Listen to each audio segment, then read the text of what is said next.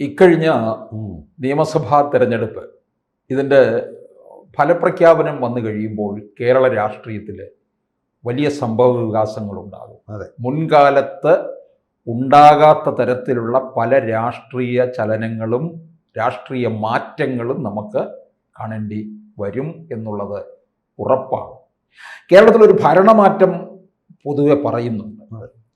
10 വർഷം തുടർച്ചയായി നിന്നിരുന്ന പിണറായി സർക്കാരിനെ തുടച്ചു മാറ്റി UDF അധികാരത്തിൽ വരും എന്നാണ്. NDA സംബന്ധിച്ചിടത്തോളം അവരുടെ ഉന്നം 2031 ആയിരിക്കാം. പക്ഷേ ഇക്കുറി UDF അധികാരത്തിൽ വരികയാണെങ്കിൽ LDFിൻ്റെ ഭാവി എന്ത് എന്നൊരു ചോദ്യം ഉയരുന്നുണ്ട്. പ്രത്യേകിച്ച് CPMനെ ആശ്രയിച്ച് നിൽക്കുന്നവർ മാത്രമാണ് മറ്റ് ഘടകകക്ഷികൾ, പ്രത്യേകിച്ച് CPI. അതിൽ കേരള കോൺഗ്രസ് പിന്നെ എങ്ങോട്ട് വേണേലും പോകാം, പിന്നുള്ളതൊക്കെ ഒറ്റയാൾ പട്ടാളങ്ങളാണ്. അപ്പോൾ LDFിൻ്റെ ഭാവി എന്താകും എന്നുള്ളതാണ്. ലെഫ്റ്റ് ഡെമോക്രാറ്റ് ഫ്രണ്ട് എന്ന് പറയുന്നത് കേരളത്തിലൊരു പ്രാദേശിക പാർട്ടിയായി മാറും, അതിനകത്തൊരു സംശയമില്ല. ബംഗാളിലും ത്രിപുരയൊക്കെ കഴിഞ്ഞു. അതെ, കാരണം ബംഗാളിലെ മുസാഫൂർ നഗരത്തിലുള്ള അവിടുത്തെ AKG സെൻറ്റർ കിടക്കുന്ന അനാഥപ്രേതം കിടക്കുന്ന പോലെ പഴയ നമ്മുടെ സേതുമാധവൻ സാറിൻ്റെ ഭാർഗവി നിലയം സിനിമ പോലത്തെ കെട്ടിടമാണ്. ആരും അവിടെ ഇല്ലാതെ അങ്ങനെ ഈ തെരഞ്ഞെടുപ്പിൽ പോലും അവിടെ ഒരു തിരഞ്ഞെടുപ്പ് ഉണ്ടോ എന്ന് AKG ഭവൻ അങ്ങനെ അനാഥമായി കിടക്കുന്നു. കേരളം കുറച്ചെങ്കിലും അവശേഷിക്കും. എന്നിരുന്നാലും കേരളത്തിലെ ബഹുഭൂരിപക്ഷം വരുന്ന പാർട്ടി അണികൾ ഭാരതീയ ജനതാ പാർട്ടിയിലേക്ക് ചേക്കേറും, അതിനകത്തൊരു സംശയമില്ല. പണ്ടൊക്കെയാണ് തൊഴിലാളി വർഗവും മുതലാളി വർഗത്തിനെയൊക്കെ എതിർത്തുകൊണ്ടിരിക്കുന്നത്. അത് ആ സന്ദേശം സിനിമയിൽ ശങ്കരടിയൊക്കെ പറയുന്ന പോലെ കേരളത്തിലെ മാർക്സിസ്റ്റ് പാർട്ടിയുടെ അവസാനത്തെ ആണി അടിപ്പാണ് ഈ തെരഞ്ഞെടുപ്പ് എന്ന് പറയുന്ന ബോക്സ്, അതിനകത്തൊരു സംശയമില്ല.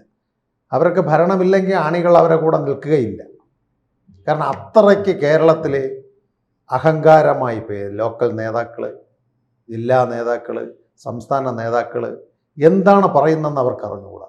നമുക്കറിയാം, മൂന്നാറിൽ നിന്നുള്ള ഒരു MM മണി എന്ന് പറയുന്ന നേതാവ്, അദ്ദേഹം എന്താണ് പറയണമെന്ന് അദ്ദേഹത്തിന് തന്നെ അറിഞ്ഞുകൂടാ. ഏതോ ചാനലിൽ തന്നെ സ്ത്രീ വിരുദ്ധനാണോ എന്ന് കേട്ടപ്പോൾ വാർത്ത വായിക്കുന്ന കുട്ടി വരെ സ്ത്രീ വിരുദ്ധ എന്ന് പറഞ്ഞ വ്യക്തിയാണ്. അപ്പോൾ ഒരു മാന്യത എന്ന് പറയുന്നൊരു സമ്പ്രദായം പല നേതാക്കൾക്കില്ല. ഈ കാലാകാലങ്ങൾ പിണറായിയെക്കാലം എനിക്കറിയാമെന്നുള്ളത്, അതിനേക്കാളും ഏറ്റവും വലിയ നേതാവ് എന്ന് പറയുന്നത് പഴയ PWD ദേവസ്വം മിനിസ്റ്റർ സുധാകരൻ സാറാണ്. അദ്ദേഹത്തിൻ്റെ വിവരവും സഹാവും പണ്ടൊക്കെ നമ്മുടെ തെക്കൻ തിരുവിതാംകൂറിൽ അറിയപ്പെടുന്ന പ്രബല നേതാക്കന്മാരിൽ ഒരാളാണ് സുധാകരൻ. അന്ന് പിണറായി തലശ്ശേരിയിലൊക്കെ നിൽക്കുന്ന സമയമേ ഉള്ളൂ, ജില്ലാ നേതാവൊക്കെയാണ്, ആർക്കും അറിഞ്ഞൊന്നും കൂടാ. അപ്പോൾ ഈ 10-65 വർഷം പാരമ്പര്യമുള്ള ഈ സുധാകരനൊക്കെ മെമ്പർഷിപ്പ് പുതുക്കാതെ നിന്നിട്ട് ഒരു കോൺഗ്രസിൻ്റെ മുന്നണിയിൽ പോകുക എന്ന് പറഞ്ഞാൽ മാർക്സിസ്റ്റ് കമ്മ്യൂണിസ്റ്റ് പാർട്ടിയുടെ ഗതികേടല്ലേ? അത് പറയുന്നത് എന്താ? അദ്ദേഹത്തിനെ പുറത്താക്കിയില്ല, എന്നിട്ട് ഇവർ തന്നെ പറയാണ് പുറത്താക്കിയെന്ന്. മാർക്സിസ്റ്റ് പാർട്ടിയുടെ ഭരണഘടന അനുസരിച്ചും പൊതുവെ ചൈനയും ക്യൂബയും റഷ്യയും വെച്ച് നോക്കുകയാണെങ്കിൽ അവരുടെ മെമ്പർഷിപ്പ് കാർഡ് പുതുക്കിയില്ല എങ്കിൽ ഓട്ടോമാറ്റിക് മെമ്പറല്ല, അതേ ഉള്ളൂ. അവിടെ പുറത്താക്കലോ അകത്താക്കലോ ഇല്ല. അത്ര വിവരം പോലും നേതാക്കൾക്കില്ല. അതുകൊണ്ടാണ് സുധാകരൻ പോയത് തെക്കൻ തിരുവിതാംകൂറിൽ, പ്രത്യേകിച്ച് മധ്യ തിരുവിതാംകൂർ മേഖല, കായംകുളവും കൊല്ലവും ആലപ്പുഴയും കുട്ടനാട് സൈഡെല്ലാം ഒരുപാട് ദോഷങ്ങൾ അസംബ്ലി സീറ്റിൽ കിട്ടും. അത് UDFന് ഗുണമാകും, അതിനകത്തൊരു സംശയമില്ല. അദ്ദേഹത്തിനെ അവിടെ തോൽപ്പിക്കാൻ പല അണ്ടർഗ്രൗണ്ടുകളും ചെയ്തു. അദ്ദേഹം ജയിക്കുമോ ഇല്ലേ എന്നുള്ളത് 4-ാം തീയതി നമുക്കറിയാം. പക്ഷേ അദ്ദേഹം പറഞ്ഞ വാക്കുകൾ ഓരോന്നും കേരള ജനത കേട്ടു. കാരണം അദ്ദേഹത്തിൻ്റെ ശംഭു എന്ന് പറയുന്ന അദ്ദേഹത്തിൻ്റെ അനുജൻ ഉൾപ്പെടെയുള്ളവർ രക്തസാക്ഷിയായ ഒരു കമ്മ്യൂണിസ്റ്റ് കുടുംബം. അങ്ങനെ എണ്ണി പറയാൻ കമ്മ്യൂണിസ്റ്റ് പാർട്ടിക്ക് കേരളത്തിലുണ്ട്. വർക്കല ജില്ലാ സെക്രട്ടറിക്ക് ആദ്യം സീറ്റ് കൊടുക്കുന്നില്ല എന്ന് പറഞ്ഞു BJPയിൽ നിന്ന് കാലുമാറിയുന്ന അവിടുത്തെ ബ്ലോക്ക് മെമ്പറായിരുന്ന ആ കുട്ടി നാമനിർദ്ദേശ പത്രിക കൊടുക്കുവാൻ കൂടെ പോയിട്ട് പിറ്റേന്ന് രാവിലെ വന്ന് BJPയുടെ നാമനിർദ്ദേശം അവിടുത്തെ കാൻഡിഡേറ്റായി. ഇപ്പം ഇതിനകത്ത് നമ്മൾ പറഞ്ഞു പോകുന്നില്ലേ, ഇപ്പം CPMന് വലിയ പരാജയം നേരിടുകയാണെന്നുണ്ടെങ്കിൽ അതെ, ഘടകകക്ഷിയായ CPIയിലേക്കും അത് വരും തീർച്ചയായിട്ടും.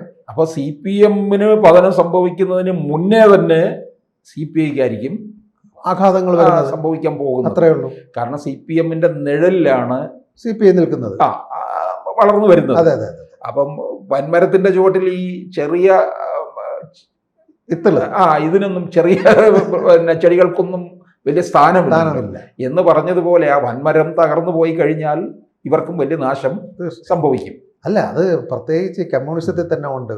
ഒരു വ്യാഴവട്ടക്കാലമേ കമ്മ്യൂണിസ്റ്റ് പാർട്ടിക്ക് ലോകത്തിലോ ഇന്ത്യയിലോ കേരളത്തിലോ പിടിച്ചു നിൽക്കാൻ ഒക്കുള്ളൂ. അവരുടെ വരട്ടുവാദ സിദ്ധാന്തങ്ങളൊന്നും പണ്ടത്തെ ആൾക്കാരും ഒരു പരിധിവരെ വിശ്വസിക്കും. ഇപ്പോഴത്തെ പുതിയ യുഗത്തിൽ കമ്മ്യൂണിസം ഒന്നും ഒരു രാജ്യത്തും പോകുന്നില്ല. ഇപ്പോൾ ചൈനയിൽ തന്നെ അവിടുത്തെ യുവാക്കൾ വളരെ പ്രതിസന്ധി സമരങ്ങളുമാണ്. പക്ഷേ ഭരണസിസ്റ്റം അങ്ങനെയായി ജനാധിപത്യം ഇല്ലാത്തത് കൊണ്ട് മിണ്ടുന്നില്ല. ഇവിടെ ജനാധിപത്യം കൊണ്ട് മിണ്ടുന്നത്. അതുകൊണ്ട് കേരളത്തിൽ കമ്മ്യൂണിസ്റ്റ് പാർട്ടിയെ കൊണ്ട് ഇനി ഒരു ഡെവലപ്മെൻറ്റിനോ വികസിതത്തിനോ നടക്കുകയില്ല. അവരുടെ സ്വന്തം നേതാക്കൾ വികസിക്കുന്നത് ചേട്ടൻ ആലോചിച്ച് നോക്കണം. മുഖ്യമന്ത്രിയുടെ ഇന്ത്യയിൽ ഏത് മുഖ്യമന്ത്രിക്കാണ് ഇത്രയും കേസുകളുള്ളത്? മകന് കേസ്, മകൾക്ക് കേസ്, പാവം ടീച്ചർക്ക് മാത്രമേ കേസില്ലെന്നുള്ളൂ, അദ്ദേഹത്തിന് കേസ്. ഇതൊക്കെ എപ്പോഴും തീരും?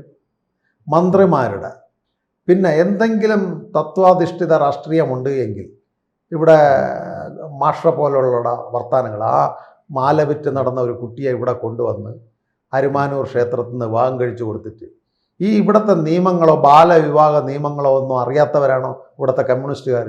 ആ ഡബിളെ റഹീമും മന്ത്രിയും ഔദ്യോഗിക കൃത്യനിർവഹണത്തിൽ 16-കാരിയായ ഒരു കുട്ടിയെ വിവാഹം ചെയ്തു കൊടുക്കാൻ പോവുകയില്ലേ? ഇത് ഏത് കമ്മ്യൂണിസ്റ്റ് മാനിഫെസ്റ്റോയിൽ എഴുതിയിട്ടുള്ളതാണ്?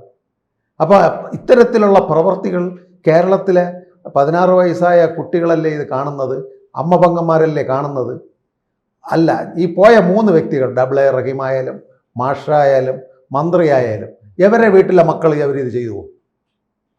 അപ്പോൾ ആരും ഇല്ലാത്ത ഒരു പിന്നോക്ക ദളിത് കുട്ടിയെ അവിടെ നിന്ന് ഇവിടെ കൊണ്ടുവന്ന് കല്യാണം ചെയ്ത് കൊടുക്കുമ്പം ഇല്ല, കേരളം ലോകത്തിന് നാണക്കേടാണ്, ഇന്ത്യക്ക് നാണക്കേടാണ്. അത് കമ്മ്യൂണിസ്റ്റ് ഇരിക്കുന്ന സ്ഥലത്ത് ഈ ജിഹാദികൾക്ക് കൂട്ടുനിൽക്കുന്നതുകൊണ്ട് തെളിവാണ്. അതുകൊണ്ട് ഇവരുടെ അവസാനമെന്ന് പറയുന്ന പോക്കിലേക്കാണ് ഇത്തരം വൃത്തികെട്ട കാര്യങ്ങൾ ചെയ്യുന്നത്. ഇതിനകത്ത് നമുക്ക് കാണേണ്ടത് ഈ LDF-ൽ തന്നെ മറ്റ് ഘടകകക്ഷികളുണ്ട്. അതായത് കേരള കോൺഗ്രസ് ഉണ്ട്, പ്രധാനി ആയിട്ടുള്ള കേരള കോൺഗ്രസ്, മാണി ഗ്രൂപ്പ്. അവർ നമുക്കറിയാം ഈ തെരഞ്ഞെടുപ്പിൽ UDF-ൽ വരുമെന്ന് കണക്ക് കൂട്ടിയതാണ്. പക്ഷേ പല ഭാഗത്തു നിന്നും പലതരത്തിലുള്ള സമ്മർദ്ദവും നേരിടേണ്ടതുകൊണ്ട് ജോസ് കെ മാണി അവിടെ തന്നെ തുടർന്നു. പക്ഷേ LDF-ന് ഭരണം നഷ്ടപ്പെടുകയാണെന്നുണ്ടെങ്കിൽ, വലിയ തിരിച്ചടി ഉണ്ടാകുകയാണെന്നുണ്ടെങ്കിൽ ജോസ് കെ മാണി വിഭാഗത്തെയും ബാധിക്കും. പല സീറ്റുകളും അവർ പറഞ്ഞല്ലോ, കൂടുതൽ MLA കിട്ടുകയാണെങ്കിൽ UDF-ലേക്ക് പോകുന്നു. പല സീറ്റുകളും അവർക്ക് നഷ്ടപ്പെടാനുള്ള സാധ്യത പോലും കാണുന്നുണ്ട്. ജോസ് കെ മാണി വിഭാഗത്തിന്റെ നിലനിൽപ്പ് തന്നെ പ്രധാന പ്രശ്നമായി മാറുകയാണ്. അത് കേരള കോൺഗ്രസ്, പിന്നീട് വരുന്നത് ഈ കോൺഗ്രസ് എസ്, കടന്നപ്പള്ളി, പിന്നെ ജനാധിപത്യ കേരള കോൺഗ്രസ്, പിന്നെ നമ്മുടെ ജനതാദൾ, അതെ, പിന്നെ NCP, അങ്ങനെ ചെറു ഒറ്റയാൾ സംഘങ്ങളൊക്കെ നിൽക്കുന്നുണ്ട്. ഇവരൊക്കെ എനിക്ക് തോന്നുന്നു ഒരുപക്ഷെ NDA-യിലേക്കോ അല്ലെന്നുണ്ടെങ്കിൽ UDF-ലേക്കോ പോകും. ഒരുപക്ഷെ തൽക്കാലം UDF-ലേക്ക് ചേക്കാറാനുള്ള സാധ്യത പിന്നീട് NDA-യിലേക്കുള്ള പോക്കുമായിരിക്കും എന്നാണ് എനിക്ക് തോന്നുന്നത്. അല്ല, ഈ ചെറു പാർട്ടികൾ കേരളത്തിൽ ഇല്ലാതാകും. അത് പല പത്രങ്ങളിലെ എഡിറ്റോറിയലിൽ തന്നെ ജനാധിപത്യ കേരള കോൺഗ്രസ് ഇല്ലാതെ, അതെ, ആന്റണി രാജുവിൻ്റെത്, അതുപോലെ മാണിയുടെ മകൻ, ഇത്തരത്തിലുള്ള പാർട്ടികൾ, പാലക്കാടുള്ള കൃഷ്ണൻകുട്ടി സഖാവിൻ്റെ, അദ്ദേഹത്തിൻ്റെ സോഷ്യലിസ്റ്റിൻ്റെ ജനതാദൾ, ഇങ്ങനത്തെ ചെറു പാർട്ടികൾ ഇല്ലാതാകുകയാണ് എങ്കിൽ പിന്നെ കോൺഗ്രസ് എസ്, നമ്മുടെ കടന്നപ്പള്ളി യഥാർത്ഥത്തിൽ തോൽക്കണം.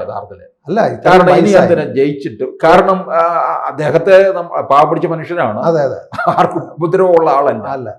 പക്ഷെ അദ്ദേഹത്തിനെ പോലുള്ളവർ അടുത്തൊരു നേതൃത്വ നിരക്ക് കൈമാറിട്ട് നിന്നിരുന്നെങ്കിൽ ഒരു അന്തസ്സുണ്ടായിരുന്നു.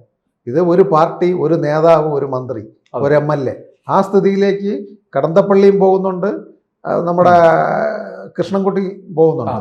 ഇവരെല്ലാം അതുപോലെ തന്നെ മറ്റേ വേറൊരാളുണ്ടല്ലോ വനം നോക്കുന്ന അദ്ദേഹം, ശശീന്ദ്രൻ ഏലത്തർ, ഇവരെല്ലാം വച്ചിരിക്കുന്നത് മുഖ്യമന്ത്രിയുടെ പിണിയാടുകളായിട്ടാണ്, അല്ലാതെ കേരളത്തിൻ്റെ ഡെവലപ്മെൻറ്റിന് വേണ്ടിയല്ല. അതിനകത്ത് തമ്മിലടിയെന്നില്ലേ? ഈ പ്രളയം വന്ന സമയത്ത് പഴയ ഒരു ഫാദറിന് പഠിച്ച ആൾ MLA ഉണ്ടല്ലോ, അദ്ദേഹം പറഞ്ഞല്ലോ പ്രളയത്തിൻ്റെ കാരണക്കാരൻ. അപ്പോൾ ഇത്തരത്തിൽ വരുന്ന പാർട്ടികളെല്ലാം ഈ തിരഞ്ഞെടുപ്പോടുകൂടി ചേട്ടൻ സൂചിപ്പിച്ചതുപോലെ UDF-ലേക്ക് തൽക്കാലം അധികാരമുള്ളതുകൊണ്ട് നിൽക്കും. അടുത്ത 31 ആകുമ്പോഴേക്കും NDA കേരളത്തിൽ ശക്തി പ്രാപിക്കും.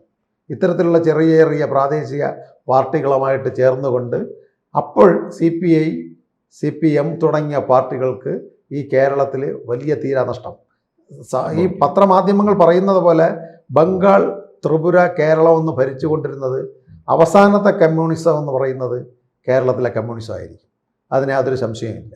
കൂടുതൽ വാർത്തകളും വിശേഷങ്ങളും നിങ്ങളിലേക്ക് എത്താൻ ABC മലയാളം സബ്സ്ക്രൈബ് ചെയ്യുക, ബെൽബട്ടനും അമർത്തുക.